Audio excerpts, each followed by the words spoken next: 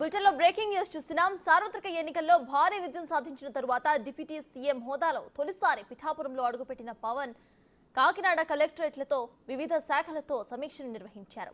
కాకినాడ జిల్లాలో ఉన్న స్థితిగతులను శాఖల వారీగా అధికారులు వివరిస్తున్నారు.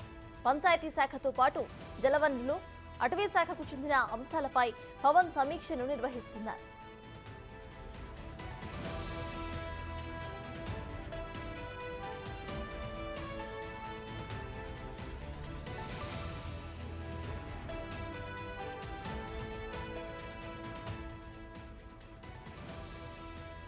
వేణుగోపాలరావు చైర్మన్ జిల్లా పరిషత్ భరణి గారు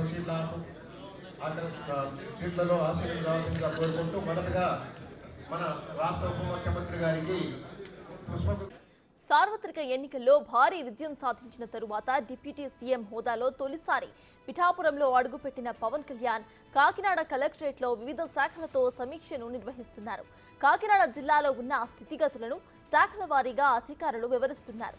పంచాయతీ శాఖతో పాటు జలవనరులు, అటవీ శాఖకు చెందిన అంశాలపై పవన్ సమీక్షను నిర్వహిస్తున్నారు.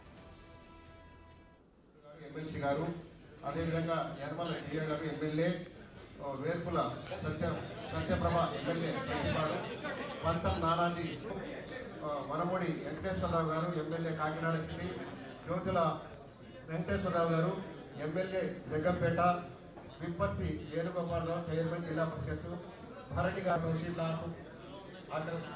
సీట్లలో ఆశీర్వాదం కావాల్సిందిగా కోరుకుంటూ మొదటగా మన రాష్ట్ర ఉప ముఖ్యమంత్రి గారికి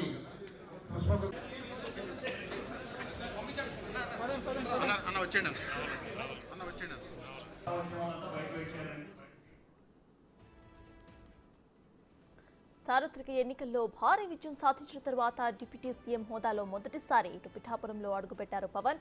ఇక పవన్ కళ్యాణ్ అటు కాకినాడ కలెక్టరేట్లో వివిధ శాఖలతో సమీక్షను నిర్వహిస్తున్నారు. ఈ సమీక్షలో కాకినాడ జిల్లాలో ఉన్న స్థితిగతులను శాఖల వారీగా అధికారులను వివరాలు అడిగి తెలుసుకుంటున్నారు. వారందరూ కూడా వివరిస్తున్నట్టు తెలుస్తోంది. పంచాయతీ శాఖతో పాటు జలవనరులు, అటవీ శాఖకు చెందిన అంశాలపై కూడా పవన్ ఫోకస్ పెట్టినట్టుగా తెలుస్తోంది.